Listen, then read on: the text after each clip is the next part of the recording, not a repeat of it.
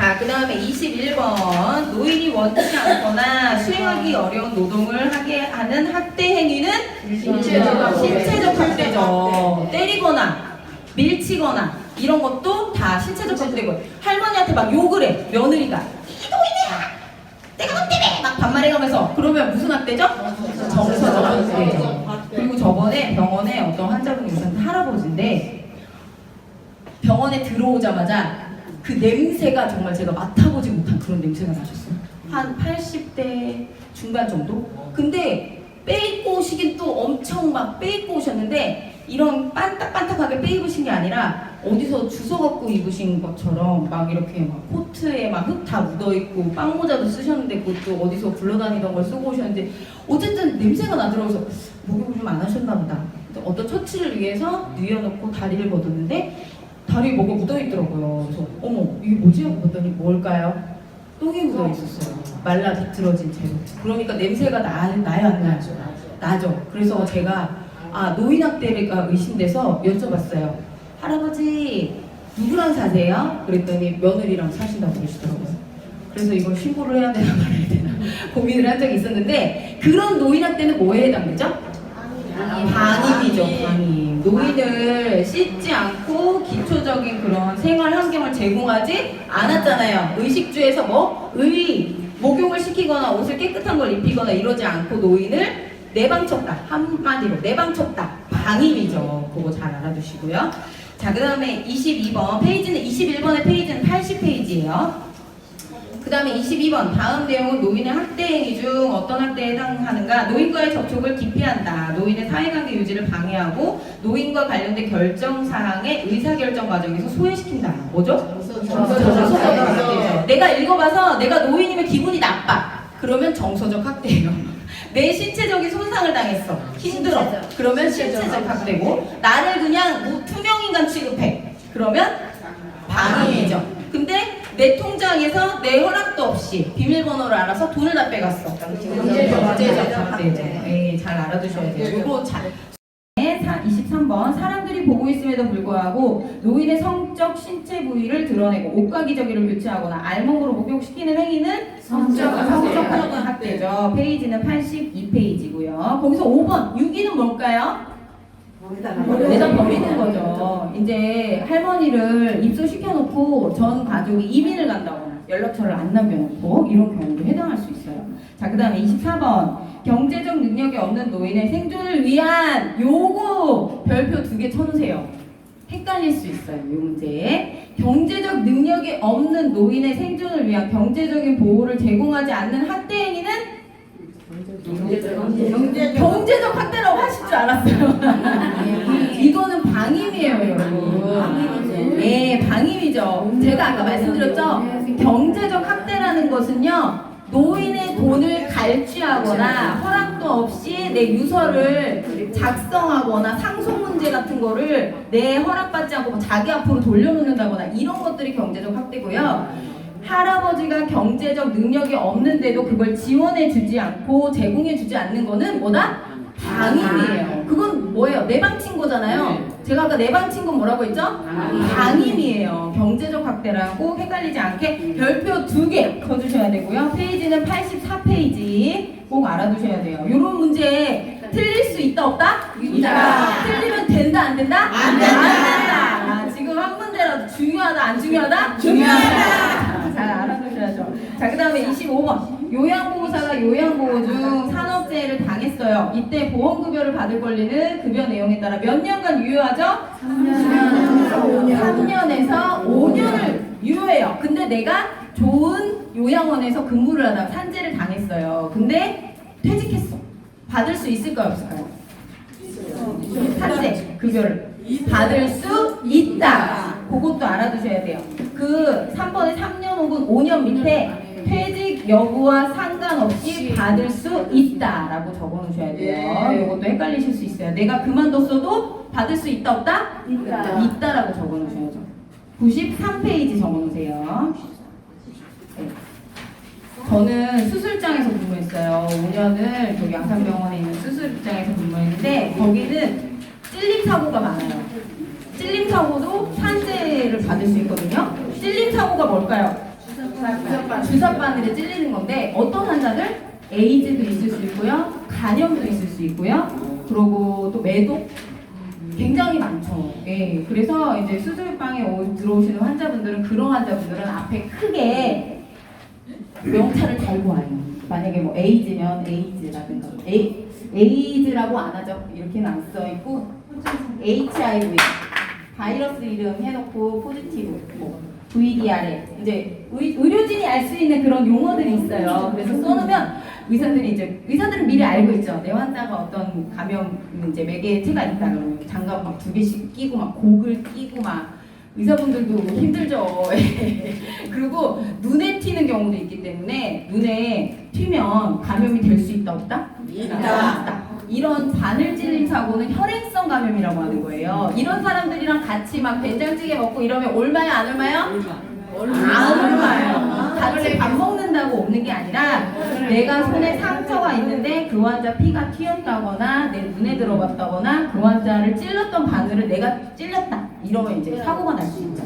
그러면 간호사가 내가 퇴직을 했어도 내가 그날 일어난 일을 기록만 잘 해놓으면 기록을 해놓고 또 이제 보고하는 데가 있어요. 그걸 보고를 해놓으면 내가 그 직장을 그만뒀는데 나중에 찔려서 발병이 됐어요. 그러면 받을 수 있다 없다? 있다. 그거를 제가 말씀드리려고 장황하게 설명을 해드린 거예요.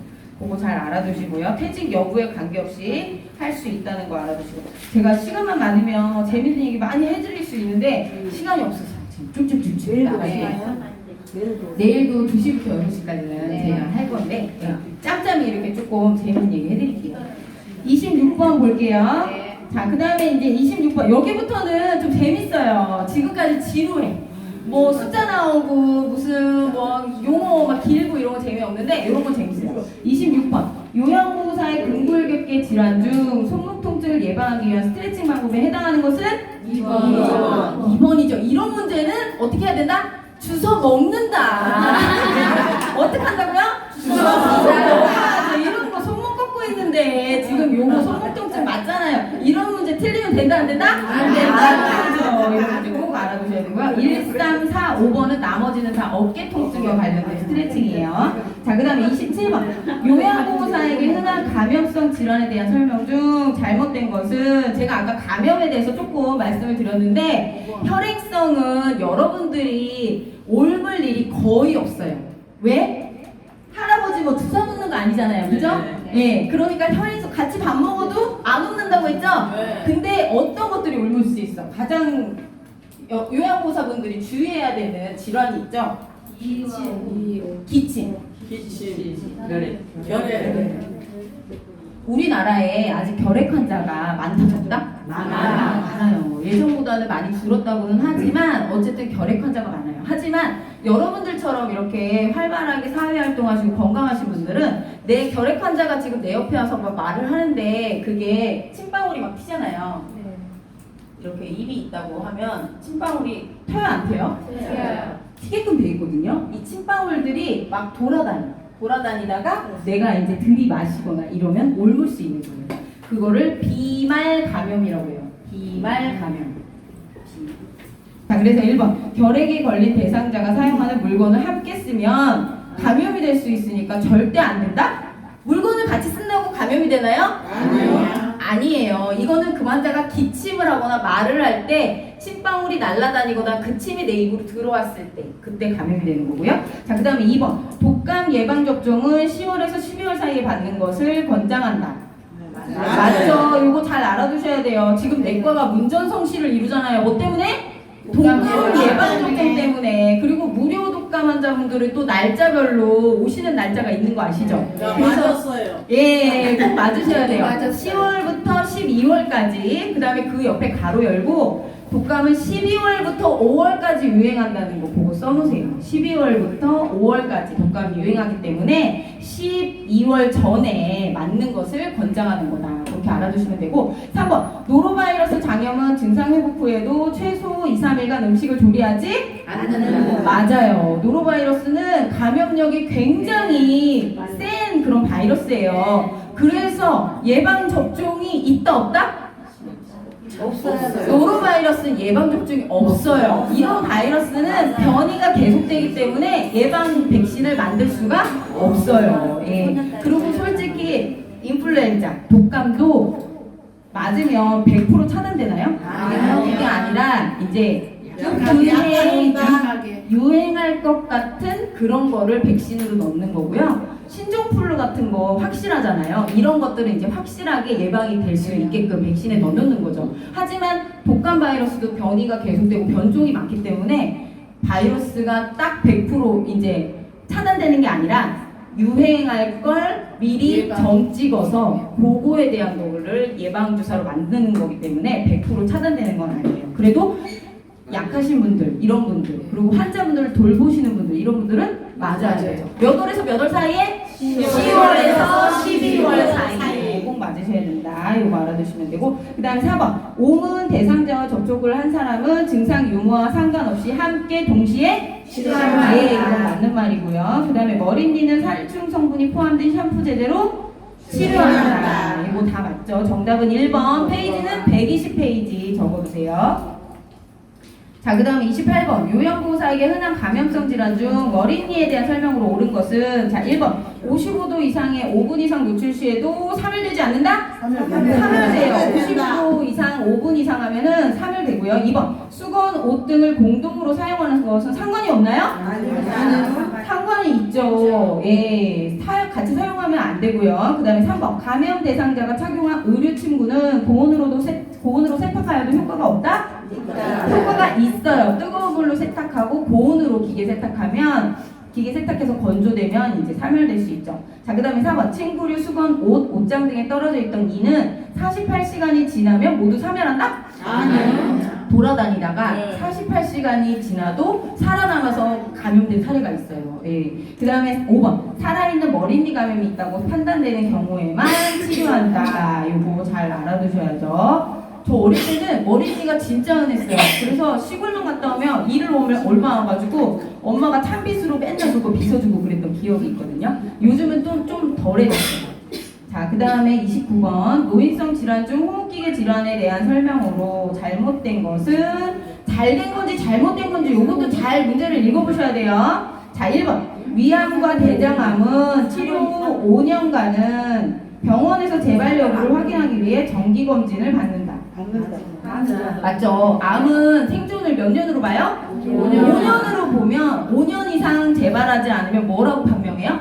완치됐다고 판정을 해요. 그래서 5년 정도는 재발 여부를 확인해서 정기검진을 해야 되고요. 그 다음에 2번 설사의 경우, 근데 이 문제가 지금 잘못됐어요. 호흡기계 질환이라고 했는데 이거는 소화기계 질환이에요. 네, 문제가 잘못됐어요. 소화기계 질환이라고 바꿔놓으시고요. 자, 2번 설사의 경우 장운동을 증가시키는 음식의 섭취를 피해야죠. 장운동이 잘 되면 배변이 원활한 거고, 장운동이 잘 안 되면 변비가 생기는 거죠. 그렇기 때문에 장운동을 증가시키는 음식의 섭취를 피해야 되는 게 맞고요. 그 다음에 3번 항암제, 마약성 진통제, 제산제 등은 변비를 유발하는 약물에 해당한다. 맞을까요? 틀릴까요?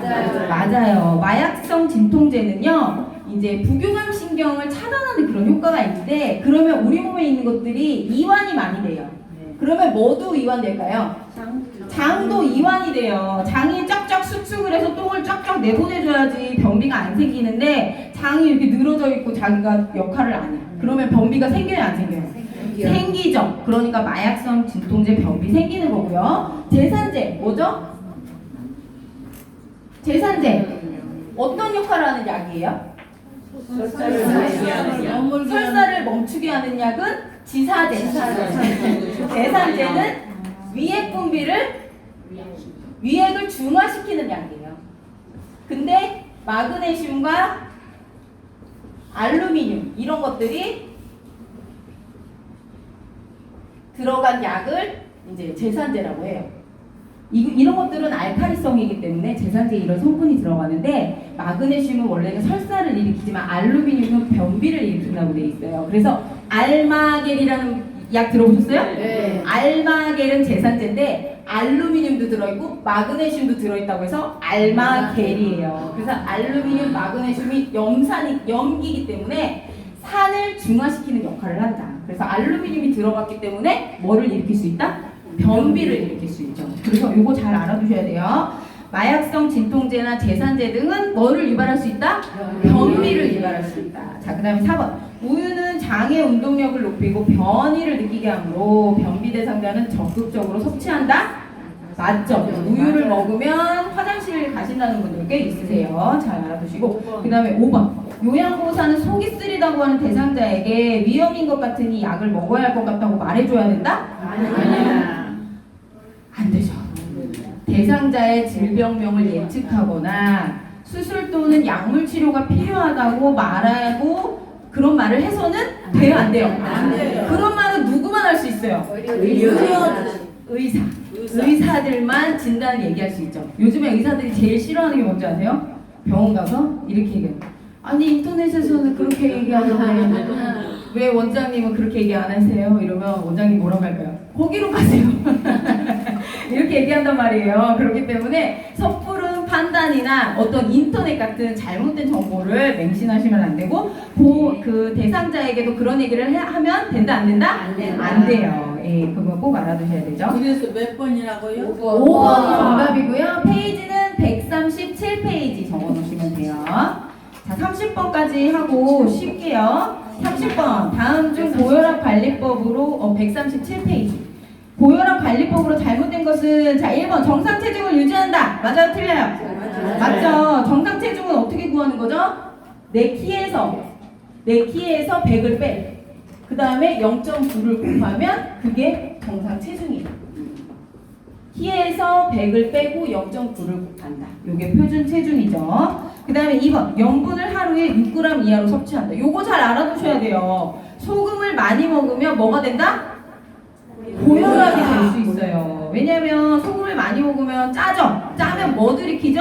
물을 막 들이키죠. 그러면 혈액으로 가는 혈류량이 삼투압작용에 의해서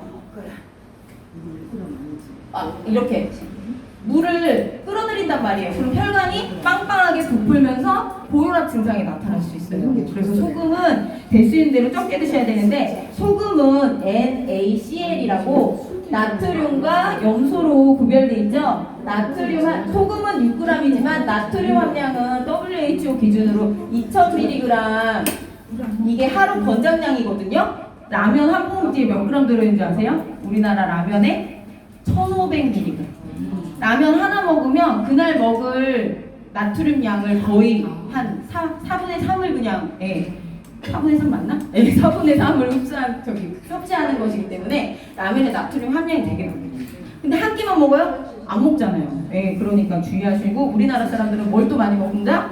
젓갈류, 김치, 영장식품, 국물 같은 거 많이 먹기 때문에 염분 섭취가 굉장히 많다고 그렇게 보고가 되어 있고요. 자, 그 다음에 3번. 일주일에 3 내지 5회 30분 이상 땀이 날 정도로 운동하는 거 좋아요? 나빠요? 좋아요. 좋죠. 그 다음에 4번. 과일과 야채를 많이 먹고 여기까지는 좋았어. 저지방 유제품과 저지방 먹어야죠. 그죠? 고혈압 환자들. 그 다음에 포화지방산을 피한다? 아니요. 섭취한다 해야 한다. 아니, 섭취는 되게 헷갈리는 잠깐만. 과일과 야채를 많이 먹고 저지방 유제품과 포화지방을 섭취해야지. 이거 못하났네. 불포화지방산인 것 같은데. 정답은 4번이거든요. 네, 저도 근데 이거 답을 해놓고 답이 없어요. 여러분, 포화지방산이 좋은 거예요? 불포화지방산이 좋은 거예요? 포화지방. 그쵸? 네. 이거 문제가 잘못됐네. 지금 보니까 답이 없다는 거. 아니 답은 4번인데 포화지방산을 피하는 게 아니라 그 앞에 불자를 써주셔야 돼요. 그러니까 만약에 불자가 없다면 여기까지 맞았다 이거.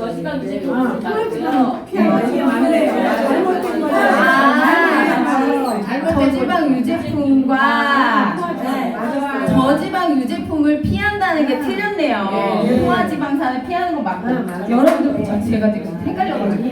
이게 잘못된 포화지방산은 포화와 불포화를 연결해 있어요. 이거는 149페이지예요. 149페이지. 포화와 불포화를 구별을 잘 하셔야 되는데 여러분들 잘 알고 계시네요. 포화랑 불포화 중에 뭐가 더 좋은 거라고요? 불포화. 포화지방산은요, 이름이 왜 그렇게 붙었냐면 탄소에 이게 분자 연결 구조가 다 이렇게 있는 거예요. 구조가 있는데 포화지방산은 여기에 연결이 다 이렇게 촘촘하게 돼 있어가지고 붙을 데가 없는 거예요. 분자 구조가. 근데 불포화지방산은 여기에 이렇게 유동성 있게 비어있는 곳이 있어요. 분자 구조에서. 그래서 얘네들은 포화지방은 꽉 차서 분자 구조가 있기 때문에 실내 온도나 이런 데서 경화유, 딱딱한 우유죠. 유동성이 없고 그렇기 때문에 몸에 들어가도 붓는 현상 이런 것들이 있고 안 좋은 거고요. 불포화지방산은 유동성이 있어서 좋은 그런 지방산이죠. 그래서 그거를 꼭 알아두셔야 돼요. 포화는 나쁘고 불포화는 좋다. 저지방 유제품을 피하면 되는 예, 저지방 유제품 이런 게 함정이죠, 함정. 예. 그래서 정답은 4번이고요. 그 다음에 5번 남성은 하루 기준 2잔 이하, 여성은 1잔 이하로 음주를 제한한다. 이것도 예, 맞는 거죠. 그래서 정답은 4번이죠. 31번 시작할게요. 다음 중 퇴행성 관절염의 치료 및 예방을 위한 운동법으로 가장 좋은 것은 평평한 흙길 걷기. 그죠. 4번 평평한 흙길 걷기에 나머지는 다 관절에 무리가 가는 것들이죠. 계단을 오른다거나 장거리 걷기, 등산, 달리기 이런 것들은 관절염 환자들한테 좀 무리고요.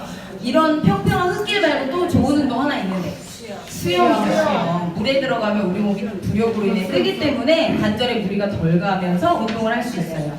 자, 그 다음에 32번 다음 중 욕창의 치료 및 예방법에 대한 설명으로 옳은 것은 자 1번 침대에서는 적어도 1시간마다 2시간마다 침대에선 2시간, 의자에선 1시간 꼭 알아두셔야 돼요. 체위 변경 여러분들이 굉장히 주된 업무 중에 하나잖아요. 시험 문제 출제될 확률이 높아요. 네, 그래서 의자 몇 시간? 1시간. 침대 몇 시간? 2시간.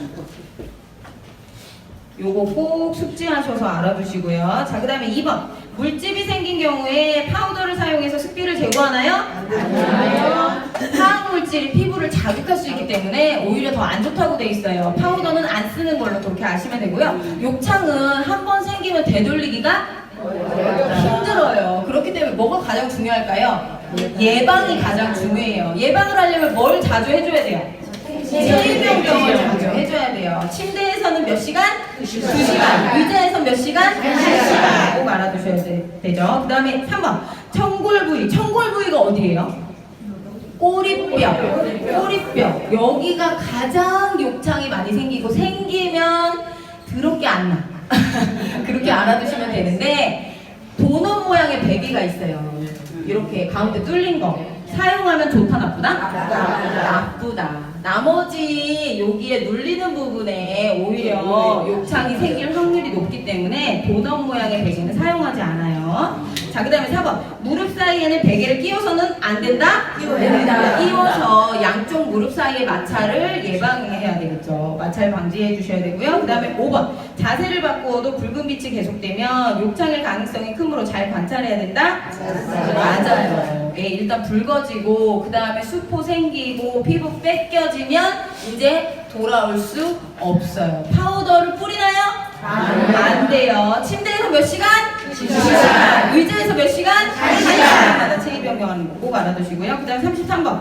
다음 중 대상포진 자가진단법에 대한 설명으로 잘못 설명한 것은 대상포진이 무슨 뜻이에요?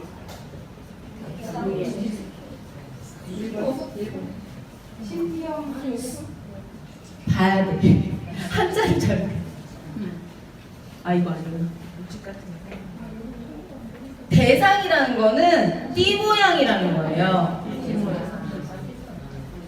띠 대 모양수. 그래서 이렇게 띠 모양으로. 왜 띠 모양으로 수포가 생길까요? 뭐를 따라서 수포가 생기기 때문에 혈관이 아니고 신경.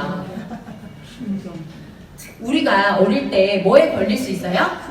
수두. 우리가 다 여기 계시는 분들도 한 번씩은 다 알아봤을 거예요. 수두에 걸렸는데 그 걸린 바이러스가 내 몸에 잠복해 있다가 면역력이 떨어진 중장년층에 나타나는 게 바로 대상포진이에요. 그래서 띠 모양의 포진이다. 왜? 신경절을 따라서 이게 생기기 때문에 신경절에 바이러스가 잠복해 있다가 생기는 거기 때문에 띠 모양 대상이다. 꼭 알아두셔야죠. 시험 문제에 잘 난다 안 난다? 난다. 예방접종이 있어요 없어요? 있어요. 예방접종 맞으셔야 돼요. 50세 이상 되면 1회 접종으로 예방이 가능하지만 맞으면 100% 차단 아니면 생길 수 있다. 생길 수 있지만 약하게 앓고 지나가는 거기 때문에 대상포진 예방접종 굉장히 중요하죠. 자, 1번. 물집이 나타나기 전부터 감기 기운과 함께 일정 부위에 심한 통증을 느낀다. 맞아요? 틀려요? 맞아요. 여기서 키포인트는 감기 기운이에요. 이걸 다른 말로 하면 오한이라고 하는데요. 오한. 뭐랑 관계 있다? 바이러스에 감염되면 심하게 오한을 느낄 수가 있는데요. 대상포진에 걸려서 수포가 생기지 않아도 의사 선생님들은 증상만 보고 대상포진이다라고 얘기할 수 있어요. 뭐를 물어보고? 며칠 전에 그럼 오한이 있었나요?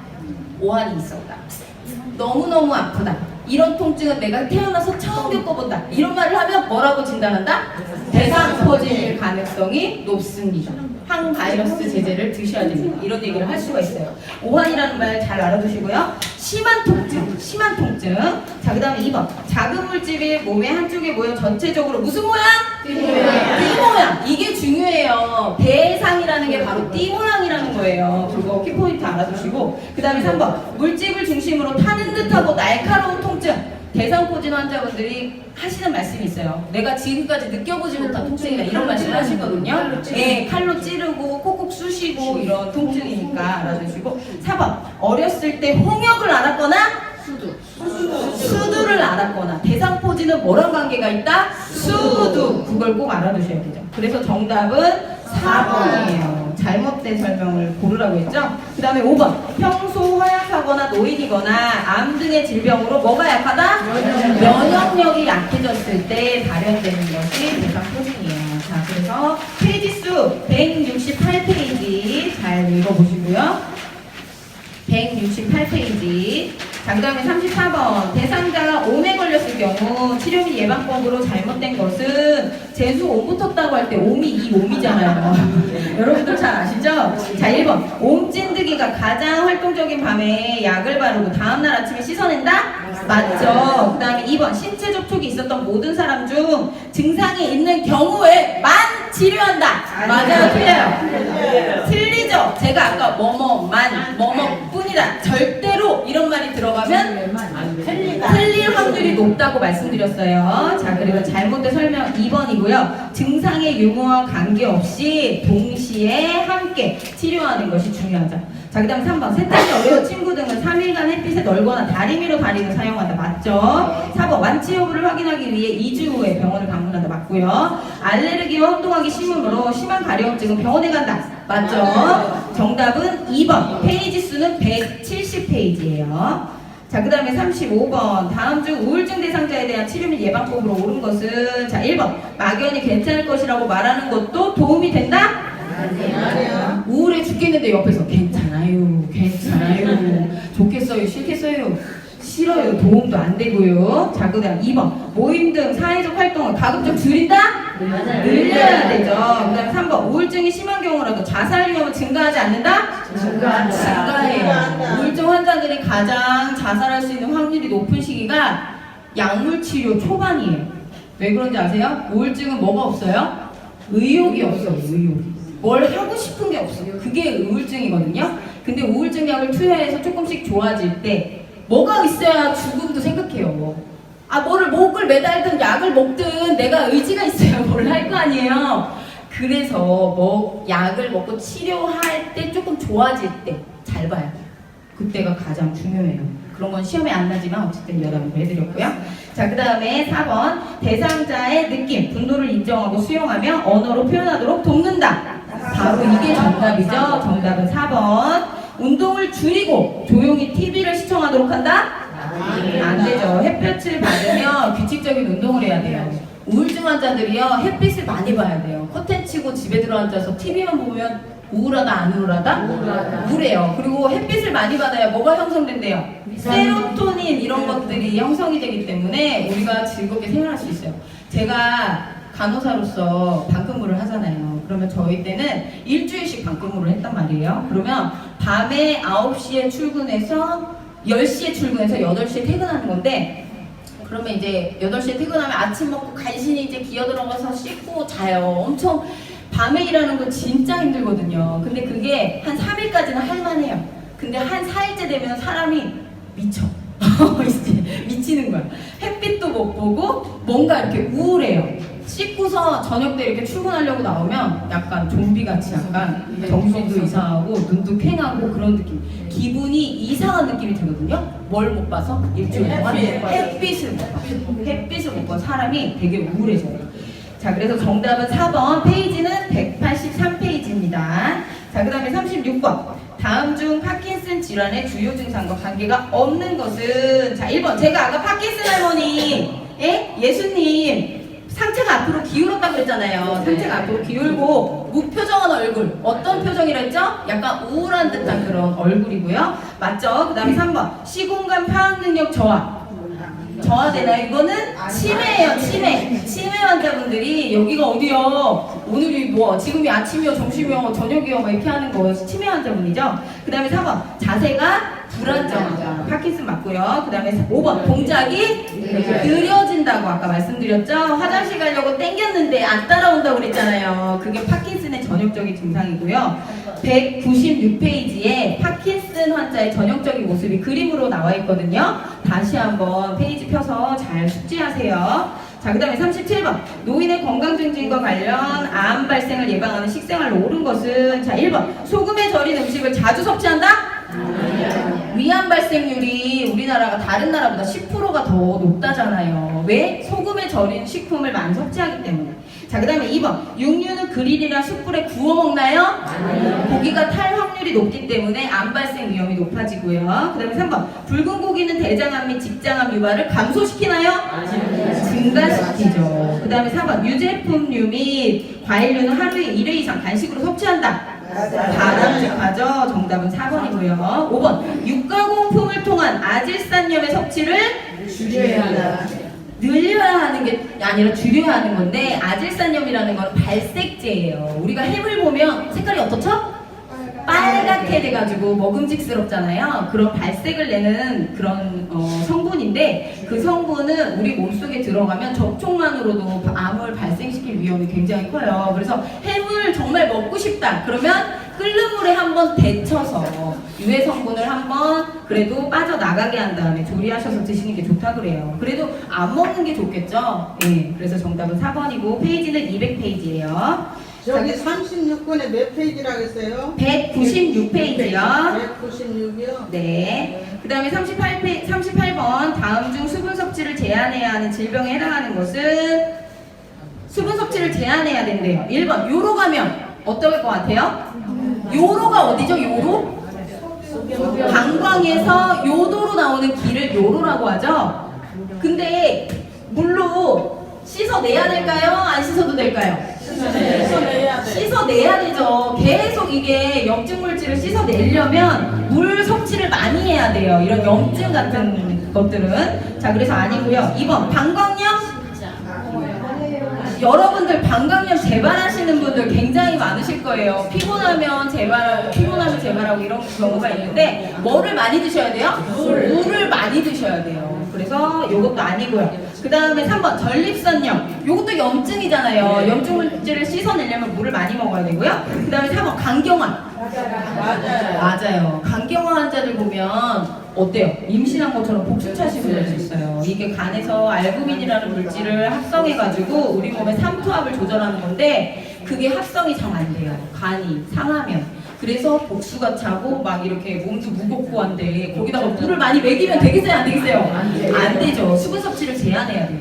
제가 간 이식하는 걸 많이 봤거든요. 근데 간은 이렇게 잘라서 이렇게 열면 정말 아름다운 빛깔로, 건강하신 분들 아름다운 빛깔로 반짝거리고 색깔도 굉장히 예쁜 장기가 간이에요. 1.5kg 정도 나가요. 1.5kg면 2근 반 정도 되는 거죠. 무게도 꽤 나가는 그런 장기인데, 간경화 환자분이 이제 자신의 간을 드러내고 이제 아들의 간을 이식받는 그런 걸 봤어요. 근데 간이 모양이 정말 망가졌더라고. 그냥 울퉁불퉁하고 막 모양이 이상해 완전. 근데 이제 아들한테 간을 이식을 받았어요. 근데 사실은 아들이 아침에 도망갔다가 잡혀왔어. 간을 준다고 했는데 생각해보니까 무서운 게 그래가지고 이제 아침에 아버지는 들어왔는데 아들이 없어. 그래가지고 의사가 잡으러 갔더니 잡아갖고 와서 어쨌든 잘 했어요. 이식을 잘 했는데 어쨌든 아버지 마음도 뭐 좋지는 않으시겠죠. 네, 그래서 이식은 잘 됐어요. 우리나라가 간 이식 되게 잘하는 거 아시죠?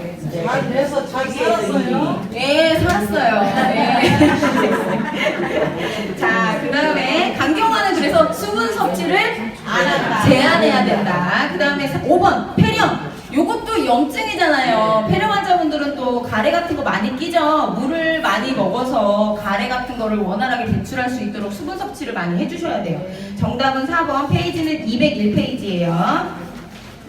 자, 그 다음에 39번. 다음 중 수분을 충분히 마셔야 하는 질병에 해당하는 것은 자 1번 심부전 환자분들은 심장 이게 활동이 제대로 안 되는 거예요. 부전이라는 말이 그 기능을 제대로 못 한다는 거죠. 쫙쫙 짜주는 걸 못하기 때문에 온몸의 혈액순환이 어때요? 잘 돼요? 안 돼요? 안 돼요. 온몸이 더워요. 물을 많이 먹이면 되겠어요? 안 되겠어요? 안 되죠. 그 다음에 2번 신부전. 신장이 기능을 잘 못해요. 배설을 잘 못하는데 거기다 물을 많이 먹이면 안 좋죠. 이것도 부종이랑 관계가 있고요. 그 다음에 3번 부신기능 저하증. 이것도 이제 안 되고요. 심한 갑상선 기능 저하도 수분 섭취를 제한해야 돼요. 5번 당뇨병. 당뇨병은요 뭐가 오줌으로 나오는 병이죠? 당이 오줌으로 나오는데 당이 어디에도 돌아다녀요? 혈관에도 찐득찐득하게 당이 돌아다니거든요. 그러면 혈액순환이 어떨 것 같아요? 당뇨가 아닌 분들만큼 혈액순환이 잘 안 되고 혈관이 찐득찐득하단 말이에요.